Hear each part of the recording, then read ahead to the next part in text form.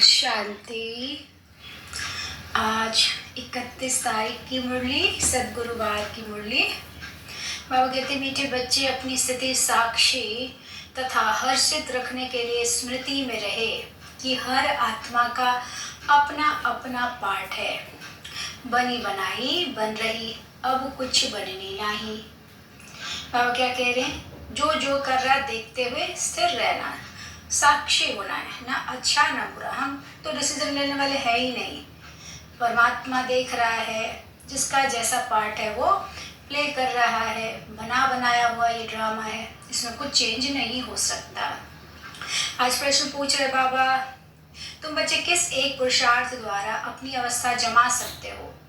उत्तर, माया के तूफानों को डोंट केयर करो, और बाप जो श्रीमत देते हैं उसे कभी भी डोंट केयर ना करो। मतलब बाबा जो कहता है उसे बुद्धि से निकालना नहीं है, माया को बुद्धि से निकालना है। बाबा है मेरे साथ तो माया कुछ भी हमारा नहीं बिगाड़ सकती। तो माया को डोंट केयर करना है, बाबा के श्रीमत को नहीं। इससे तुम्हारी अवस्था चलडोल हो जाएगी, स्थिति सदा साक्षी और हर्षित रहेगी। तुम्हारी अवस्था ऐसी होनी चाहिए जो कभी भी रोना ना आए। अम्मा मरे तो भी हलवा खाना है, बीवी मरे तो भी हलवा खाना। मतलब क्या है? हलवा खाना नहीं है, बना के हलवा नहीं खाना। मतलब कोई भी शरीर छोड़ता है तो उसका उतना ही समय का पार्ट है। हम परेशान होकर कुछ भी नहीं वापस ला सकते। तो अपनी स्थिति को खराब नहीं करना, क्योंकि हमको अब सुखधाम में जाना है, खुशी की दुनिया में जाना है, सुख की दुनिया में। तो आत्मा को हमेशा स्थिर रखना है, बहुत खुश रखना है, सुखी रखना है, ताकि वो संस्कार जो है वो सतयुग में जा सके। अगर हम दुख के संस्कार धारण करेंगे तो हम फिर सतयुग में नहीं जा पाएंगे।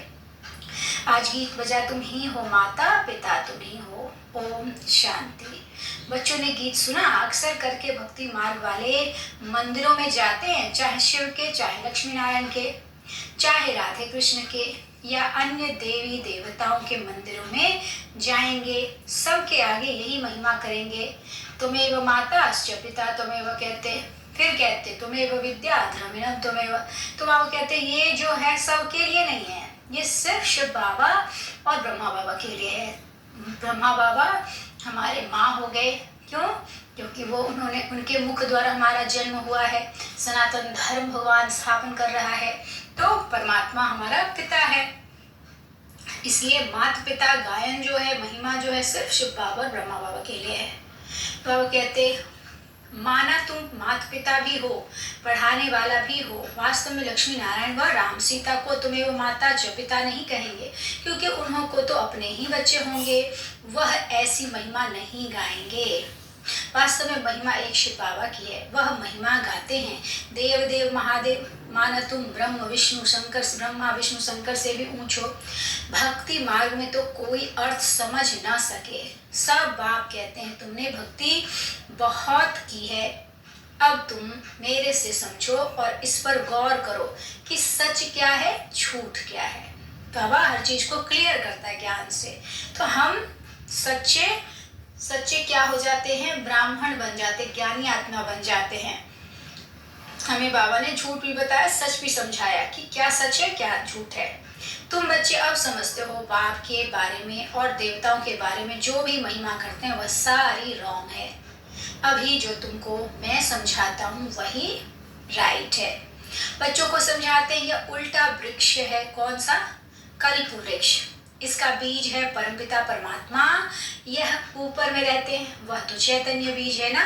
तुम ठहरे बच्चे, कई कहते हैं कि सब बीज आदि में भी आत्मा है, लेकिन वह तो जड़ है ना। मतलब जो वृक्ष वाला है, जो पेड़ पौधों वाला जो बीज है, उसमें भी बाबा कहते हैं कि दुनिया कहती है उसमें भी आत्मा है। बाप को कहा ही जाता है मनुष्य सृष्टि का चैतन्य बीज रूप। उसका जो बीज है पेड़ पौधों वाला, तो वो उसमें कोई आत्मा नहीं होती, ऐसा नहीं है। लेकिन हाँ, उसमें उसको बोने से फिर वो जागृत हो जाती है। अगर छोड़ देंगे तो वो खत्म हो जाएगा, लेकिन बोने से तो जागृत होती है। तो लेकिन बाबा क्या है? हम सब मनुष्य सृष्टि का बीज रूप है, चैतन्य बीज रूप। अब मनुष्य गाते हैं, ओ गॉड फादर, अच्छा झाड़ को तुम चैतन्य ज्ञान सागर नहीं कहेंगे? ज्ञान दे सकता है क्या? पेड़ पौधा ज्ञान दे सकता है? नहीं दे सकता है ना। लेकिन शिव बाबा ज्ञान का सागर कहलाता है, क्योंकि सारी सृष्टि का नॉलेज, आदि मध्य का अंत का नॉलेज बाबा में है। मनुष्य में यह ज्ञान है कि यह बीज है, बीज में जरूर झाड़ का ज्ञान होना चाहिए, परंतु जड़ होने के कारण बता नहीं सकते। जड़ कौन सा बीज है? पेड़ पौधों वाला बीज जड़ है, इसलिए वो नहीं बता सकता। मनुष्य तो समझ जाते हैं कि बीज नीचे है, उनसे झाड़ निकला हुआ है। कल्प वृक्ष और बैनियन ट्री यानी बरगद पेड़ की भेंट की जाती है, तुलना की जाती है। वह जड़ है, यह चैतन्य है। कलकत्ते में बड़ का बहुत बड़ा झाड़ है, उनका थूर सारा निकल गया है, सारा बीच का हिस्सा निकल गया है, झाड़ लटका हुआ है, सिर्फ झाड़ खड़ा है, फाउंडेशन है नहीं। वंडर है ना, बाप समझाते हैं इस झाड़ का भी फाउंडेशन है नहीं। किस झाड़ का? कल्प वृक्ष का फाउंडेशन गायब है। देवी देवता धर्म प्राय लोप हो गया है, बाकी सारा झाड़ खड़ा है। कितने मठ पंथ हैं, यह है बेहद का झाड़।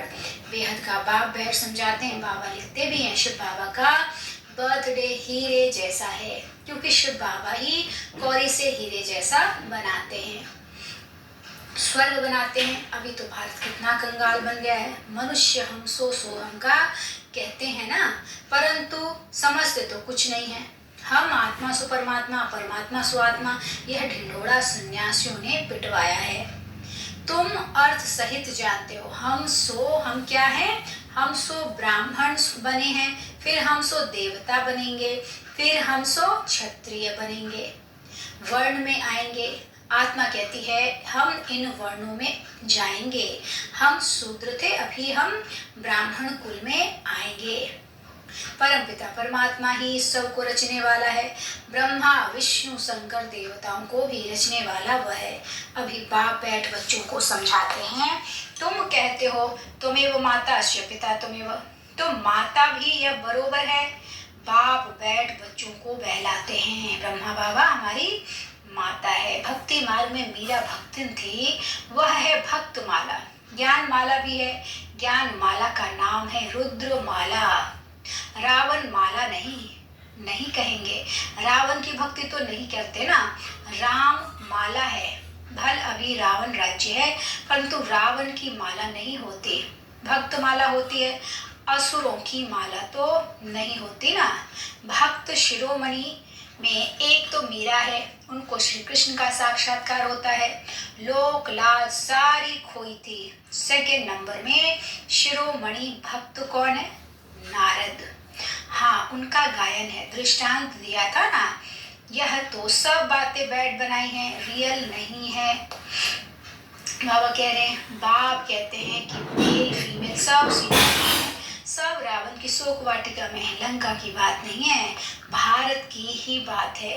एक ही बाप स्वर्ग का सदगति दाता है, वह एक ना हो तो भारत कुछ काम का नहीं है। सबसे जास्ती पतित और पावन, सबसे जास्ती पतित और सबसे जास्ती पावन भारत ही बनता है।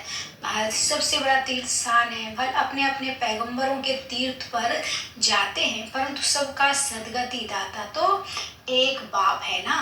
भारत ही अविनाशी खंड है। बाप कहते हैं मैं यहाँ आकर भारत को जीवन मुक्ति देता हूँ, बाकी सबको मुक्ति देता हूँ। जीवन मुक्ति मतलब स्वर्ग, सत्युग की बादशाही, और मुक्ति मतलब शांति धाम, जहाँ चुपचाप आत्मा बैठ जाएगी।